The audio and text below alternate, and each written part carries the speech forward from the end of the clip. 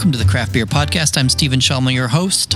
Really delightful episode today. I'm really excited about it. We are at a fantastic brewery. I have a delightful co-host, Andre Meunier. How are you? Good. Thank you, Steven. Thanks for having me. You are a real live journalist in the flesh. Full-time journalist. That is a cool. Not everybody aspires to, but some people do. You're a reporter for the Oregonian. You're a reporter. You are the breaking news editor for the Oregonian. Right. And you also happen to be a beer writer for the Oregonian. That's right. I have been an alive journalist for over 3 decades. Spent most of my life in news there, but over the past 5 or 6 years for the Oregonian, after the legendary John Foyston moved on into retirement, I took over the beer industry, and I get to write about beer and breweries. And I love what you write. And for people that want to find your byline, they go to OregonLive.com/beer, and then they can see all the things you've written. Yep. Call up a story I've written and click on my name at the top of the story, the byline, and that will give you a list of all my stories. I love it. And then you are Oregonian Beer Guy on Instagram. Do I have that right? Yep, that's right. Oregonian Beer Guy. Yeah, and you do a great job with that. Thank you. Love that. I love promoting what you do. It's really fun, the what you bring to the Portland beer community. And speaking of what they bring to the Portland beer community, Sara, now help me out with your last name because I've had a lot of beer and I don't want to mess it up. Sara Szymanski. Sara Szymanski. So I don't know if you're a secret weapon or a not so secret weapon that makes Threshold Brewery go. People know. A lot of people know. Like you run this brewery. You make the magic happen. And so does your husband. I'm not not taking away anything from what Yark does. But you do your own amazing stuff. I think it's a really important story to tell and to celebrate. But at the same time, as some people know, some people don't know. And I think it's a fun thing to get to share. Well, I think that Yark and my husband Yark, he brews, he handles a lot of the business sides of things as well. And between the two of us, we have a set of skills that I think nearly covers everything that we need to do.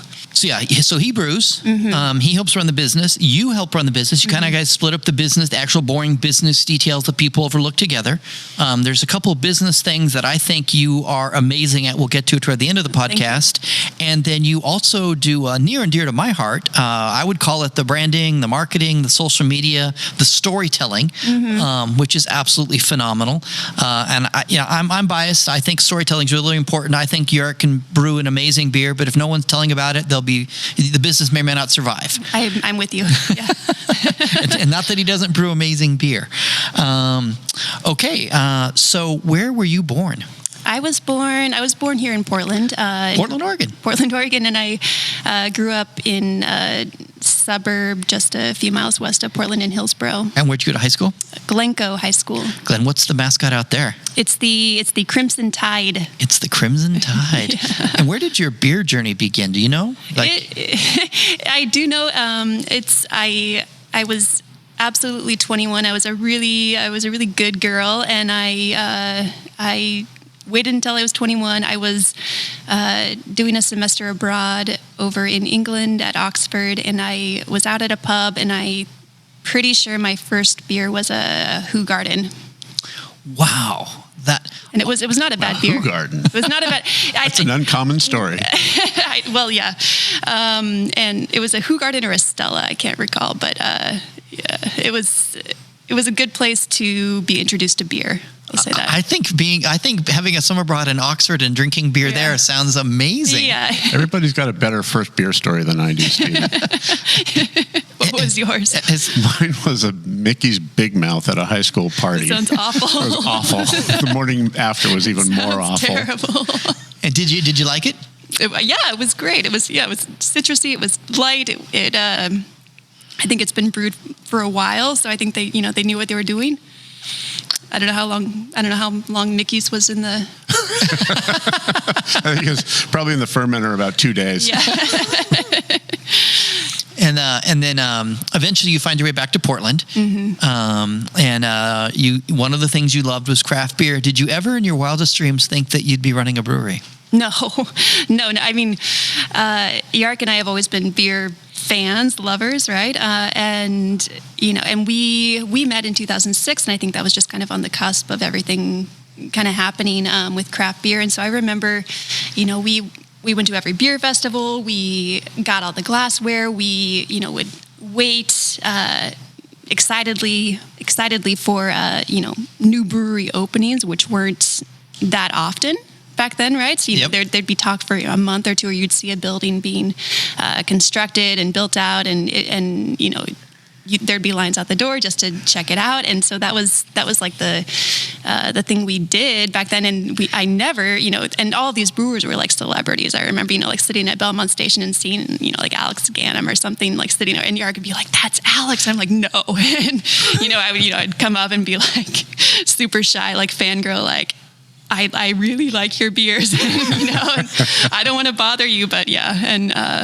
so it was like that. And then Yark got into home brewing, and it was always a hobby. So you were super passionate about craft beer in Portland. Yeah. That's kind of what brought me and Yark together, or So where did you guys first meet? We met in Portland. We met at a bar. It's not there anymore. It's called the Brazen Bean. There's a martini bar. Yeah, it's a stupid name, but back in the day, it was kind of a hot martini bar. It was in Northwest, and it was in an old Victorian. I think it's called the Pope House now. Is what's there now, but it was a little Victorian house with outdoor surround seating, and we just caught each other's eye. We didn't know each other, and we and that was it. Did Yark have an opening line, or? I think I was a little drunk. I don't remember. Those martinis were really strong. That's what the place was known for. So what did you first notice about him? What was the first appeal? I saw his eyes. He does have amazing eyes. He has these beautiful green eyes, and I saw them from across the way, and I think we caught each other's eye. And then when I was walking past, he struck up a conversation. So there's a movie. It's a classic story. I know. Well, it's a good story. And the thing I love, I spent before I do what I do now, I spent 10 plus years in the banking world, 10 plus years in the nonprofit world. In the nonprofit world, I worked with couples, and one of the things I did. And I learned how important like is, and if you're working with couples and you're doing helping them with their marriage, and you ask the guy, "Do you like your wife?" and he says, "Oh, I love her." It's like, I don't care do you like her, because women don't want flowers from a guy that doesn't like her. No. Like really matters, particularly in a marriage, and you guys actually like each other. We do. I mean, it's palpable, right? Am I right, Andre? Absolutely, you can tell. Yeah, you can tell, and that's good chemistry. The good chemistry, and that's just a beautiful, amazing thing. I think it makes it easy to do something as hard as running a brewery. Yeah, and I think about could we have done this 10 years ago together? No, because we were just still growing into each other, and so for us, the timing of this was really important, I think. What are some of your favorite beer styles? I always go for the quote unquote like the sour on the menu. But I wouldn't characterize my beer style favorite as sour. I would Goose is what I first fell in love with. I think like really fell in love with as a beer style. Yark and I, on our honeymoon, and this was like 2012, almost 10 years ago, and part of it was spent in Belgium, and I remember Yark gave me this like pamphlet on Goose beer for like airport or airplane reading or something, and so I was reading all about it, and it was about Cantillon, I think, too, and so I was reading all about Cantillon and the style and how it worked, and that was it completely grabbed my attention. And then we visited Cantillon and drank beer out of baskets, and it was the best. That's my favorite style. So it's it's like tart, funky, very effervescent, aged. And so, are you okay with spontaneous fermentation beer? Yes. yes, always. I wish, Andre, you can back me up on this. If we had video, her eyes lit up. When Yeah, when I said spontaneous fermentation. Are you going to offer me some? Have you ever heard of a small little brewery that does that called The Guard around these parts? That little guy, right? Yeah. I speculate that you loved yourself some The Guard. Yark and I were so excited when they came out, and we were, I think we were one of the first. We were in the first year of their original Keepers Club. We would drive out to Tillamook for their pickups. We were so excited, and they were out in the the blimp. Yep. Yeah, and the back hanger. then, the Yep. hanger, which was the best too. And but even before then, I remember going to their original tasting room in downtown Tillamook. That was sorry to guard. It was a little bit kitschy, and it was very, very small, and it was like their very early days. And it's been kind of amazing to see how they've progressed and grown, and their beers too. And where did you first meet Lindsay?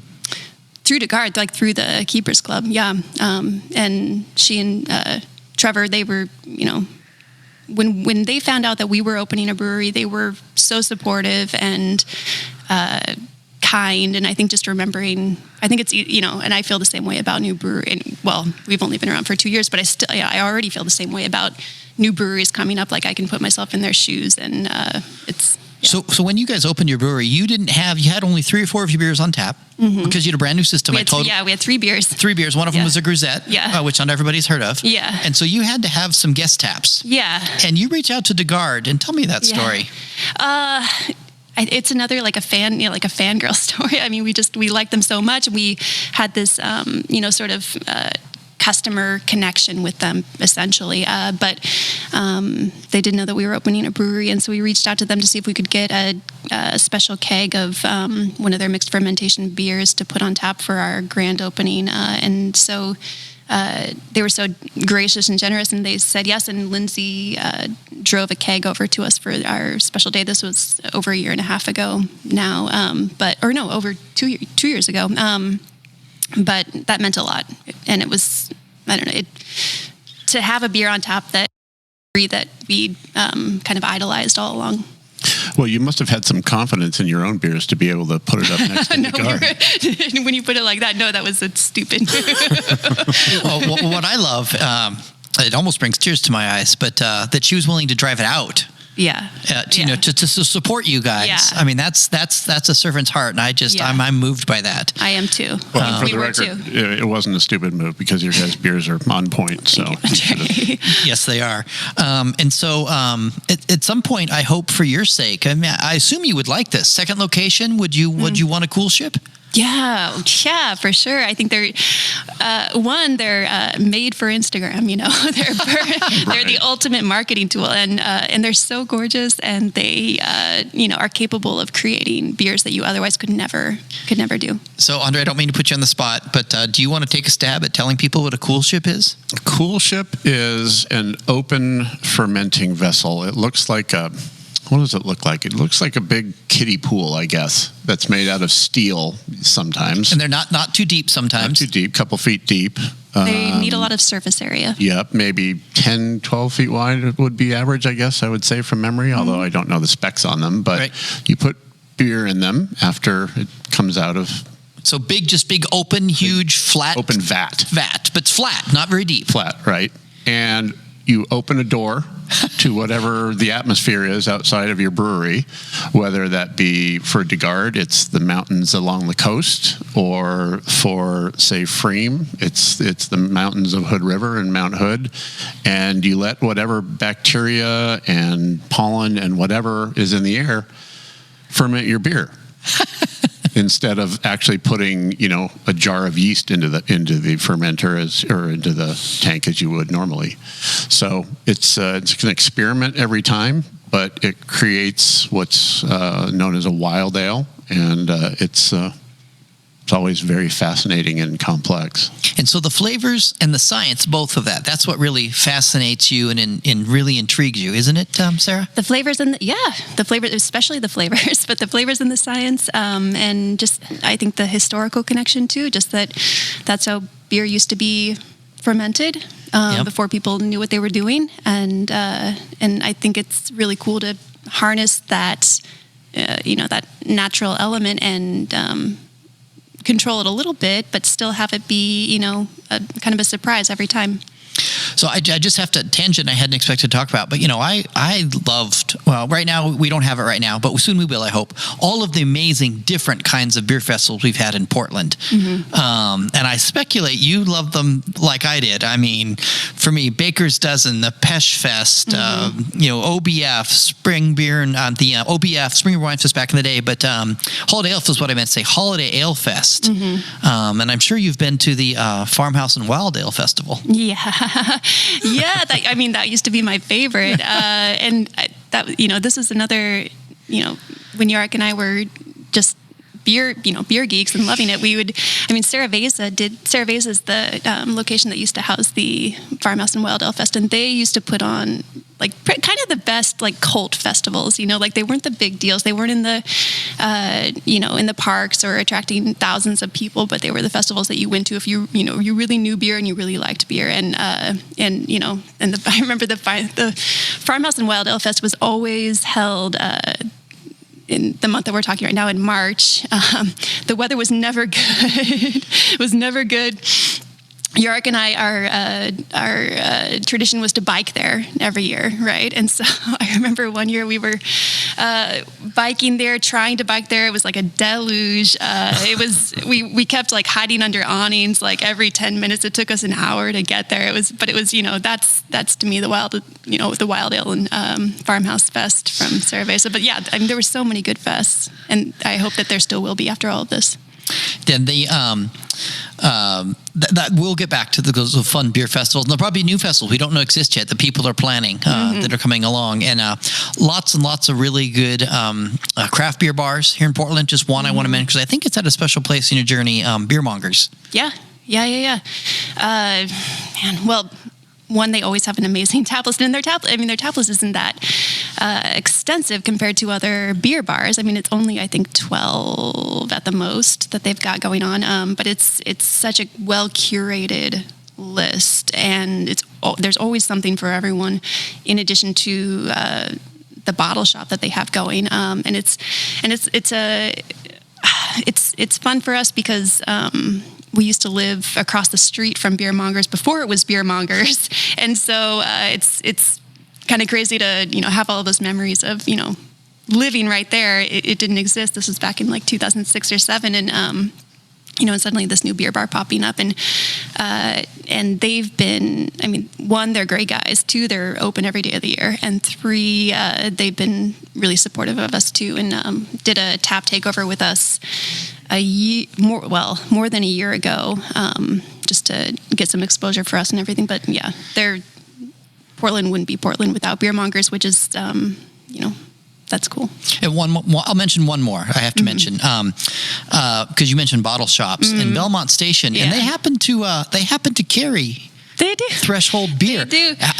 So I feel like you have this passion exuberance for the Portland beer community, which I've had in my journey, and I'm so excited about it. And I can't imagine having a brewery and seeing a beer from my brewery at Belmont Station. What did that feel like? Man, it was so. It was so cool. It is so cool, and it's also one of those things that when we were. Anticipating opening a brewery, there were a lot of things that were man, that's going to be a milestone. That's going to be something that we'll never forget. And it is that, but in the moment, it's also you're caught up with so many other things that it's almost hard to appreciate those little things in the moment. It's something that I want to do more of, I think, is, just stop and recognize where we're at. Yeah, savor those times. You talked about thinking about opening a brewery and what those milestones would be. What's it like to open a brewery in Portland when there are so many great breweries and you're another drop in the pond? It's a definite imposter syndrome for sure. It's and especially opening in 2019, kind of.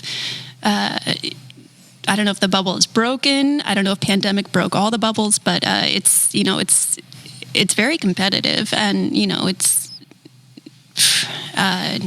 we're just trying to do what we do.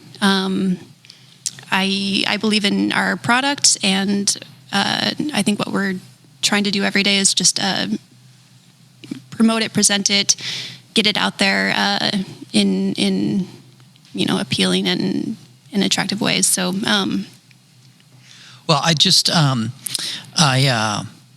want to make it really clear. I'm opinionated about good breweries, and I love a private conversation with beer writers. Tell me your top 5 breweries, and it's funny how maybe 4, 5, and 6 are different, but they all kind of have similar ones. The list is always similar. And if someone were to ask me, I do get occasionally people say, "Oh, I'm coming to Portland.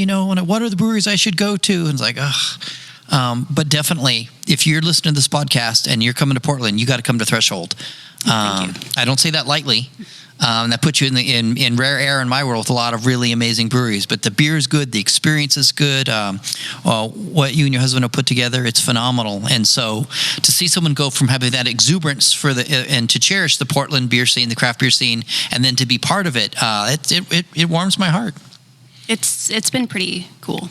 Especially just not having been in the industry before this, Well, and that's the crazy thing is you have a full-time job outside of your full-time job running a brewery. Yeah. And you do what? You do communication, so you do some writing. You work in the medical field. You do some writing. You do some stuff for websites, and it's kind of more on the academic side. Yeah. But did that actually prepare you for some of what you do for Threshold?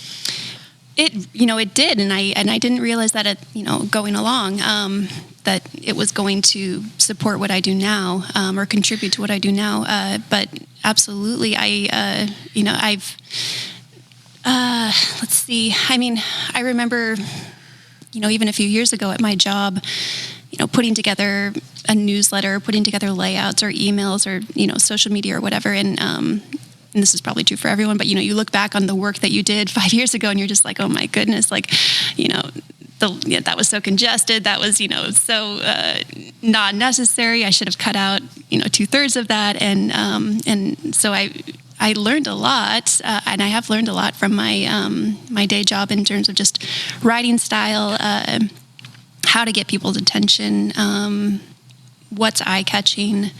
And I think, and I have a background in my degree was in psychology, and I never like to underplay that because, understanding human behavior, having empathy, all of that, it has made me into a much better writer and communicator than, otherwise.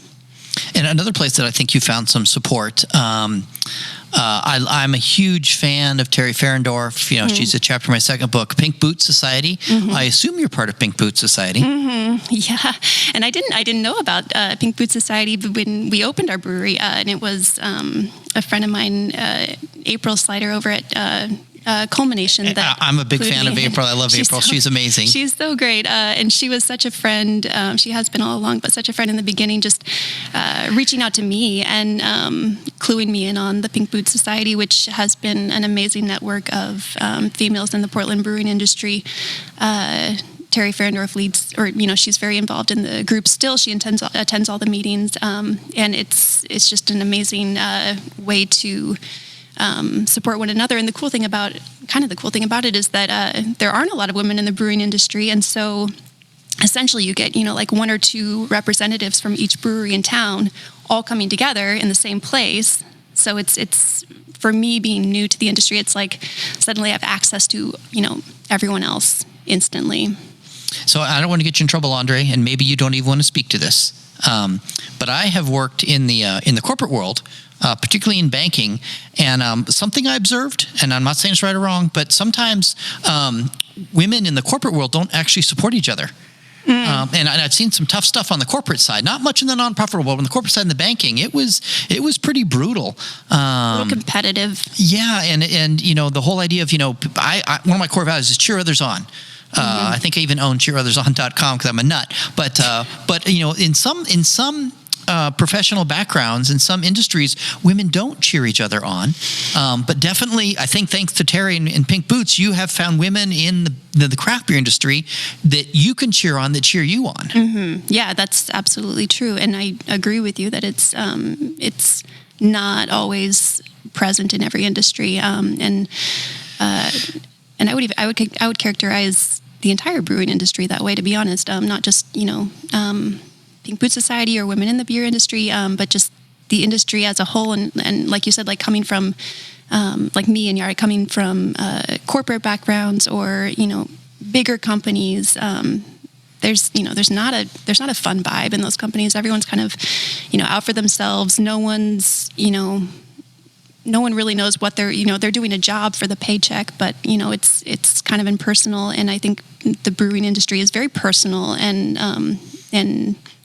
even despite the number of breweries growing up to 8,000, I think, in the country, there's still this sense of connectivity.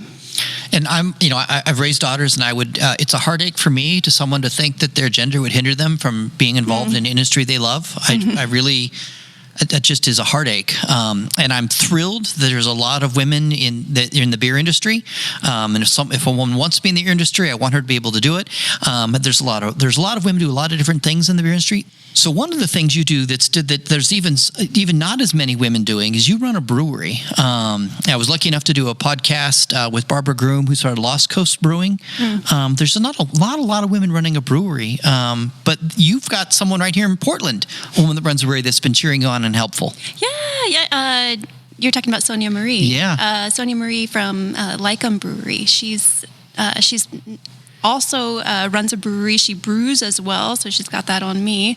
And she's actually very close to us geographically. She's just a mile west of Threshold. And she's a force in this industry, and she has been for a while. I know she's on the Oregon Brewers Guild, and she's just one of those people that is capable, will be your cheerleader no matter what, and is there for you. And that's been, it's just, invaluable. She's a great person to have in your corner. I went through some tough times, and she was definitely in my corner. Yeah. And she's amazing. But yeah, I want to celebrate that. I want people to realize, you don't yet brew. We'll come to that in a second. But I mean, you're running a brewery. I mean, it is an amazing thing to celebrate, and I celebrate it. Hats off, because you guys have done a great job through a difficult time. We'll come to that in a second. But I celebrate that. Thank you. It's not something I set out to do, when I was younger. And I think as you get older in life, you collect a number of skills and experiences, and sometimes those all kind of culminate and come in handy. Yeah, just go back, take yourself to your first Holiday Ale Fest that you ever went to as a fan, and then what if you'd known that within a handful of years later, you'd have a brewery, they would have a beer. I think your head would have exploded, I think right? I would have been scared to death. Yeah, I wouldn't have been ready, So did I hear you tell Jarek that you might do some brewing this year? Well, it's my personal goal this year, I guess, and I haven't really told him that either. So, but I really do want to learn a lot more about the brewing process, and eventually be able to brew my own beer from start to finish. I think that would be very, very cool, and probably good for my own education as well. And I think Jarek is amenable to that. He'd be happy to have me on. Well, you go through that journey, however long it takes, a year, 2, 6 months, I don't care, whatever it takes, and then brew your own beer. And then I want to come do a podcast about that beer and then tell that part of your story, because that'll be a lot of fun. Sounds good. And you've not yet done a Pink Boot Society Brew Day here at Threshold, have you? No, and part of the reason is that I don't brew, and so I kind of see that. So start brewing, and then how cool to brew a beer with Terry Ferendorf. I know, and she would come. She would, and she's an amazing brewer. She's phenomenal. Her resume is fantastic. Her story is fantastic, and I know you've talked to her before. But one of the things I really have missed this year is going to those Pink Boots collaboration brews that used to be full of 10 to 15, whoever could make it, women in the industry. I was involved in a Pink Boots collab brew this year, just a couple weeks ago, with Heater Al and Lisa out in McMinnville, and it was a small group. It was a masked, distanced group, but it was really fun to get together with those girls again. When you were talking earlier about being a husband-wife team owning a brewery, I was thinking about Lisa Allen and Kevin Davey and that couple, and they don't have their own brewery, but they have their own breweries. Right. And Little Beast Brewing with Brenda Crow and Charles Porter, and you guys have a lot of sort of people to look at in the Portland beer industry as sort of models of how they kind of do what they do, and a good example of coming up. It must be a surreal feeling to sort of now be embraced as kind of one of Portland's sort of young darling couples in the brewing industry. Yeah, it's fun. It's crazy to hear you say something like that. That's not how I see us, I think. But that's how we see you guys. It's fun to be, I guess. But I see what we're doing, like, as a husband and wife, or, that kind of partnership team. It's an incredible. I see it as an incredible strength, especially if you like doing it together. Because, I mean, who else is going to be as intrinsically motivated 100% around the clock to invest in your business as a partner and owner, and you can't pay for that. And Jarek and I were so obsessed with Threshold that we're happy to work all day and then come home and plan and talk and come up with ideas into the evening, and then start again the next morning. It's immersive, and right now it's really, really energizing for us. Now, if you're going to start brewing, think about the day when you line up some beers for a local beer critic and he picks yours as his favorite one. No, I don't. It could happen. It wouldn't surprise me if it did at all. You'd have a good no one's teacher. ever said I'm competitive. So. Hey, and I don't know if you ever had Little Beast Brewing. Yeah. Oh, yeah. Oh, their beer's good. They're amazing. I think you and Brenda should get together. Brenda's amazing. Well, I feel funny now that I haven't met her, so I should seek her out. You should. Yeah, she's phenomenal. She is phenomenal, and her and Charles do a great job. I know they do a great job. I love what they do. So what did it feel like? January 2019, mm-hmm. your brewery opens, mm-hmm. people are in here, your mm-hmm. business is a go. What did that feel like? It felt just exciting, terrifying, exhausting. It was everything, and we were in the whole time. I just felt like we were kind of winging it. Like I remember, we had to Warren Wills of Craft Beer Scribe, right? I remember it was, the day we were opening, and he pulled me aside. He's like, you should probably do like a media day, right? I was like, I had no idea. So we had this media day after we had opened because we just didn't know. And I think that kind of characterized the first few months of our business. But hey, we came out. I was here that night. People showed up and we had fun. I know, but it wasn't something I knew to do. And it turned out great and it's fine. But it was that, the first few months were just like that, just, not knowing, or having festivals come up and, not realizing, we had to get our application in like months ago or something like that. I get terrified at media nights surrounded by a bunch of beer critics, so I can't imagine much what it must have been like as a brewer. Well, maybe it was good not knowing, like we had no idea. Well, that's good. We don't like you because you're a journalist. No, I'm just kidding. I'm just kidding. I think because I like writing so much, it's been really fun for me to get to know the, people like you guys, Steven and Andre, like writers, communicators in this field, Jeff Allworth, Pete Dunlap, folks that are passionate about writing, communicating, and Warren Wills, and I not only, respect what you're doing, but I really like to read what you're and like listen. I'm a long time listener. Well, a long time. Last couple of years listener to your podcast, and it's just like. And hey, now you're a guest. I know. So so that's a kind of a trip. That's trippy for me. It's but yeah. So and being a communicator and a writer, you're able to critique my story. So what do I need to do better? No, it's admiration. It's respect. Plus, you're writing about a subject that I kind of like. So sometimes Threshold. Well, I've wrestled with the imposter syndrome, and so don't you just fight that beast down because you're not an imposter. You're doing it. You're paying the price. You're doing the work. You have a Portland brewery. You have amazing beer. You want a great business. You have a great partner. It's the real deal. I'm feeling that more. Yeah. Good for you. And if everybody's honest with themselves, they have a version of imposter syndrome to some degree or another. It's a tenacious thing.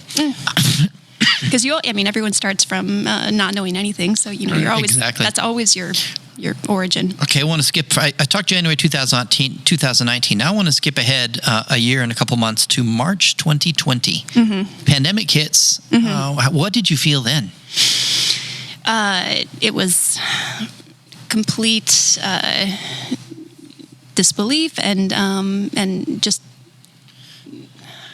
man, it was stressful. It was fearful. It was facing the unknown. It was also just an instant amount of adrenaline, focus, figuring out what we had to do, and getting it done. And so when the pandemic hit, what percentage of your business was draft? 100. 100. Yeah. And when the pandemic hit, draft was doubt. Yeah. So then what did you guys do? we did the only thing we could do at that time, which was, crank out crowler, like 32-ounce can after 32-ounce can of beer and sell it to go from our tap room or delivery. And that was all we had. And that was what we did for 3 months. And you would can crowlers, yeah, get in the car and drive them somewhere. Yeah. Well, we did a combination. We had taproom hours every day of the week. That was for pickup. People couldn't come in here. That's people could pick up at the window and go. Yeah, and they could order online, so it was ready for them. And then we introduced home delivery within a week of everything closing, and so all of a sudden our days were spent, canning. One was canning, and then driving all around town. And we wanted to make it easy, so it was free delivery. It was same day delivery. We would go anywhere in Portland. So it was like a lot of Google Map creation. And what route makes the most sense? What route makes the most sense? And man. But you were fighting for the survival of your business. Yeah. So we were willing to do whatever it took, and so we were doing that, and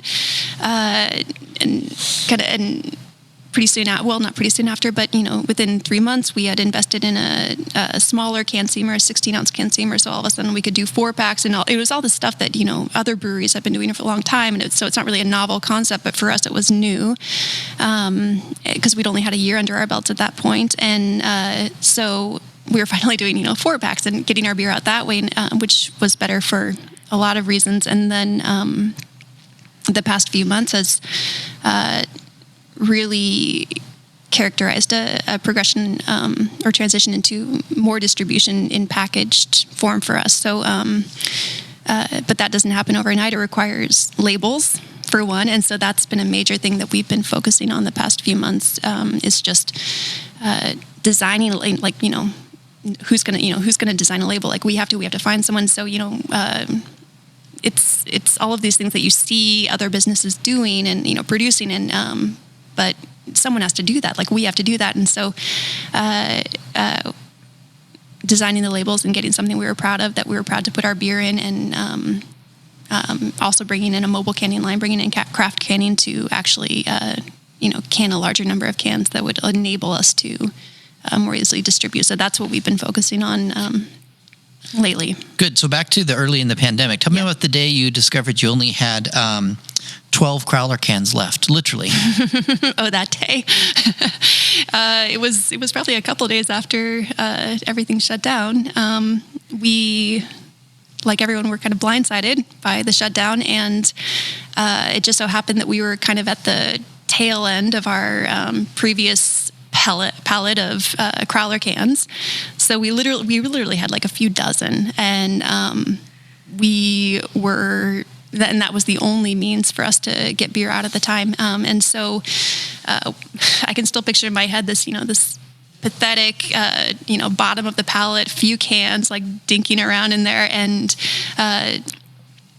we did everything that we knew to do. Yarrick got in the car. And you got on the computer. I got on the computer. Yarrick got in the car. I got on the phone, calling everyone I knew, texting everyone I knew, which at that point, wasn't a whole lot of people. So sometimes I was just cold calling these, I remember McMinimans was the first, and actually through a connection with Pink Boots, hooked us up with 100 crowler cans, and that's what it was. It was just finding 100 spare crowler cans here and there. How awesome McMinimans would do that. Yeah.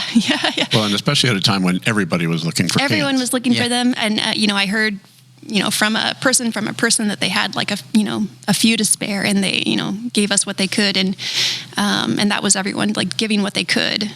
You talking about that time reminds me of when we did a Zoom interview with you and Yarrick for Oregon Live, and we talked for 15, 20 minutes, and I remember seeing in your guys' eyes sort of an equal amount of fear and determination, just and in your voices and the things you were saying. And I remember thinking, I am so glad I'm not in the position they are right now, because they have a tough road to hoe.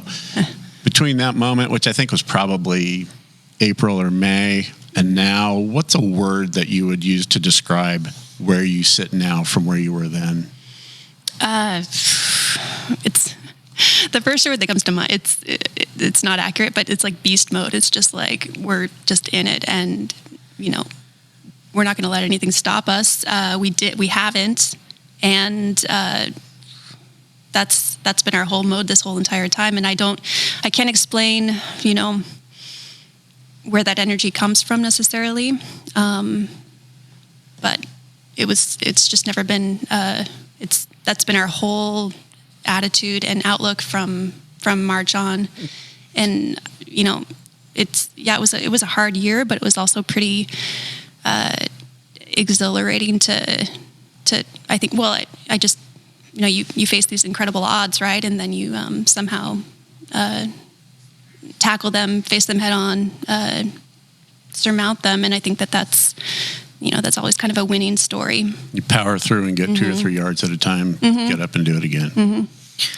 So question for you. You started doing I think you're an incredible storyteller and do a phenomenal job with the social media. Thank you. For Threshold. It's one of the things I just so just passionate. People have to tell their stories, and they so often don't, and it's an ache to my heart. And you started, so Threshold opened in January 2019, and you started doing the social media like October, November, December of 2018. Yeah. Why did you start doing the social media? Because no one was doing it. Well, I mean, we were kind of haphazardly doing it. And, as our opening day got closer and closer and closer, I think it was more apparent to, and at that time, it wasn't me. It was, it was more Yark, like driving things. He was here, building out the brewery, like, doing all the plans, and I was doing my day job and like whatever. And, but around that time, I was like, nothing, this isn't happening. And if no one's going to do it, it has to be me. And so I stepped into the role, and it wasn't necessarily a comfortable role for me. But I've grown into it, I would say. What about it made it uncomfortable? I think I'm a more reserved person, and I barely had my own Instagram account, and so stepping into this role of like kind of professionally presenting our brewery. Did it feel very intimate and personal? It felt exposed. Yep. I don't know. And so... I don't mean to ask, I don't want to ask too personal a question, but do you think you might be an introvert? It's not too... It's 100% yes.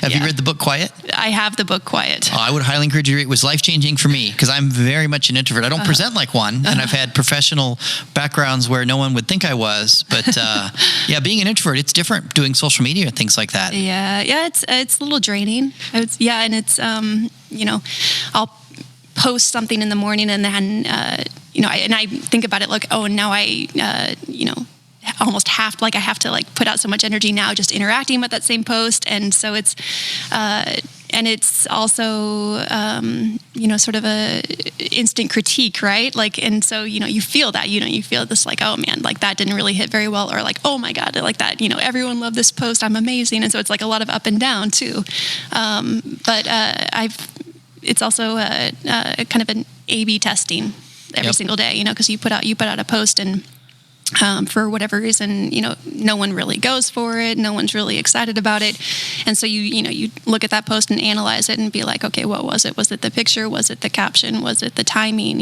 Whatever, and hopefully learn a little bit from that for the next round. I was going to ask you about that, because if you look at your Instagram feed, it's a nice combination of beer, you and Yark just sort of being cool couple, some product placement. Do you have a particular philosophy about how you're feeding that? Mostly we just try to post as often as possible. Yeah. And throwing stuff at the wall is a good way to go at it too. Yeah. I'm always really thoughtful about my posts, I guess. I'm a thoughtful person in general, and so I think through some, hopefully I can plan in advance somewhat, but I think mostly it's just about a compelling image and then captioning it in a way that grabs people's attention. There's a question I always try to answer every time I'm posting something, which is a question for the consumer, which is, what's in it for me? What's in it for me? So Andre, do you know that, now you grew up in Canada, right? Born in Canada, raised early in Canada, moved to California, went to college in California, moved up here. And where'd you go to high school? Pacifica High School in Garden Grove, California. Garden Grove, California. What's your mascot? The Mariners. And did you ever remember down in Southern California, KJR, the flamethrower No. radio station? No. I did you listen ever- mostly to K-Rock or KMET. Okay, because those are big radio stations down there. Did you know that everywhere in the United States, everywhere in Canada, everyone has the same favorite radio station? Really? Yeah, oh yeah. It's WIIFM.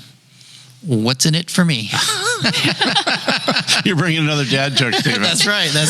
But I think that's brilliant that you would try to answer. Here's how this post relates to me, the person reading it. That is insightful and brilliant, and a lot of people miss that. I'm a very empathetic person, I think, and so I'm constantly putting myself in other people's shoes and.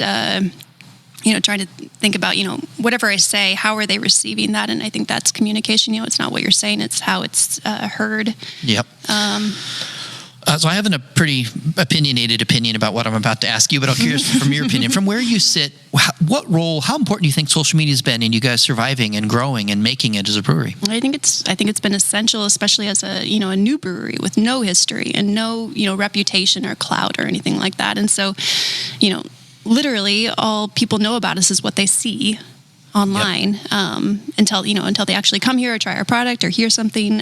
So yeah, for us, that's all we have or all we had in the beginning. And now I think it's really, it supports what we're doing. And I'm personally kind of I'm very aware right now of how I refer to us, in posts and online and in newsletters. I use a lot of possessive words like we or us, and we'll see if we get there, fingers crossed. But I'd love to get to the point where, the majority of our audience, hasn't ever been here, doesn't know who Yarrick and Sara are, and I get to the point where it's always third person, and I kind of that would be cool for me. I think about that sometimes. So some of the advice you've already given, before I want to respond, I think that you're completely right. It has been essential. I just think so many people, whatever endeavor you're trying to build, you have to tell your story. And I think you've done a phenomenal job. And I think it has been very, very important to your success. Yarrick makes amazing beer. He brews amazing beer. But you brew amazing beer and don't tell anybody it's here, nobody's going to show up. Or very few people. Yeah, I understand that. So some of the things that you mentioned, we talked a little bit before we recorded that you would give advice to someone doing podcasts. So important of images, you mentioned that. Good images. Mm-hmm. Yep. And Yarrick takes a lot of your photos right now. Mm-hmm. But I think you can, hey, if I can become a good photographer, so can you. We'll see. And then you mentioned an important caption, a good lead. Mm-hmm. Something that I see people missing a lot. I'm curious your thoughts on it. Do you think that Facebook and Instagram have different cultures? They have, they have hugely different cultures, and I can't really explain why, other than I think, there's a different emphasis. There's an emphasis on photography and Instagram. There's an emphasis on, words and connectivity and relationships at Facebook. And so they're two different beasts, and you have to treat them as such. And you get different responses. Different responses, different demographics. So I just think you're doing a phenomenal job with the social media. So hats off to you. Thank you. I wouldn't be surprised if at some point you offer some kind of class for people, social media for breweries, because it's sorely needed. And a lot of breweries just miss the boat. They don't do it well. You do a phenomenal job, and I celebrate that. So let's talk about these two beers. This is on tap. It's one of your favorites. Talk to me about it. Oh, yeah. And Andre, I want to hear what you think about it, too. This is for all you listeners at home, this is a decidedly pink brew, and it's a mixed culture farmhouse grisette, and we released this initially for the what would have been Holiday Ale Festival, but we did a Holiday Ale anyways, even though the festival didn't happen. But we called it Holiday Bubble because quarantine and pandemic and all of that, so everyone was talking about let's get together with our holiday bubble, so that's what this is named after. And to me, this is, so I mentioned I really like goose and I really like spontaneous fermentation, and this to me is probably the best beer we've ever brewed to me. It's phenomenal. It's dry, it's tart, it's a little salty. And the fermentation comes through. It's complex. It's layered. And I tell you, I've judged it at Oregon Beer Awards, and if you put this down, I would not be able to tell a difference if it was coming from DeGard or Logsden or Freem or whomever. It's fantastic. Yeah, and it's got some cranberry in it, right? It does, yeah. So that was kind of the holiday move of it, and we've done since a similar mixed culture gazette, but aged with or conditioned with blackcurrant fruit that's going to be coming out in a month or so. Yeah, I love cranberry and beer. For a while, I bugged Tomas at Culmination back in the day that we need to make a cranberry beer for Holiday Ale Fest. Oh, really? Yeah, and I just... Has he? No. No, I wish he would. He's a great brewer. But you don't see often cranberry in beer. But it just captures my imagination. The few times I've had it, it's been great. Especially if you're talking about a dry tart beer, why wouldn't you use a cranberry? Yeah. And it's phenomenal here. Who told me this recently? Someone recently in the beer industry. I think Jeff Allworth mentioned this to me that cranberries are actually like an Oregon native fruit. I didn't know if they're native, but I know they're grown a lot here. Or they're grown a lot here. Okay, Yeah. well maybe they're grown a lot here. A lot of bogs along the coast. So that's another cool thing. I didn't know that. So yeah, cranberry in this beer. So tell us again one more time, what's it called? Holiday Bubble. Holiday Bubble. We might need to revise that name for throughout the year. Yeah, and then so my advice for my own personal decadence is to make it again next winter, because this is really good. And there's some beers that I want to just drink, and there's some beers I want with a meal, and this is a beer I want with a meal. Oh, I don't know what I would do with it, but I definitely this has got the right flavors. I want to pair it with something. I would want to have that after dinner with cheesecake. Yes, exactly. Yeah. I kind of think of it as like a more on the champagne vein of beverages, and so to me that's like a cheese board or like an aperitif, something like that. Yeah, I was just about to say good aperitif as well. So yeah, we could begin and end with it. There you go. I'd probably drink it in the middle too. I like it too much. Well, it's been a delight, Sarah, to have you on the podcast. Thanks for having me. Andre, great job as always. And Sarah, I hope I hope you lean into that desire. I know you're busy. You are incredibly busy. You have a full-time job, a day job. You have a full-time job running a brewery. You guys do just phenomenal in the fall of that. But if you want to brew, I hope you're able to lean into that over the next year or two. I would love to hear an announcement that you're going to be releasing a beer that you brewed. That would be so much fun. I would celebrate that. It would be delightful. But just keep up the good work. You and Yark have a good thing going. You've been through hell, like all of us have. But what did you think, Andre? I'm glad it's not me. Yes. I mean, I've had that experience too. Not to say that Andre hasn't had challenges and that I haven't had challenges, but hats off to all the brewers, particularly you guys that have gone through and battled through. I think hopefully we're coming toward the end, and may this be either, if not a great fall, if not a great summer, a fantastic fall. Wish you guys all the success, and I will gently bug Yark now and then to make more of these kind of beers, the kind of beers that Sarah loves. Myself, thank you so much, guys. I agree. I think we are stronger for this year. I think the entire industry is stronger for it, and I look forward to what's going to be coming up this next year too. All right, cheers, everyone.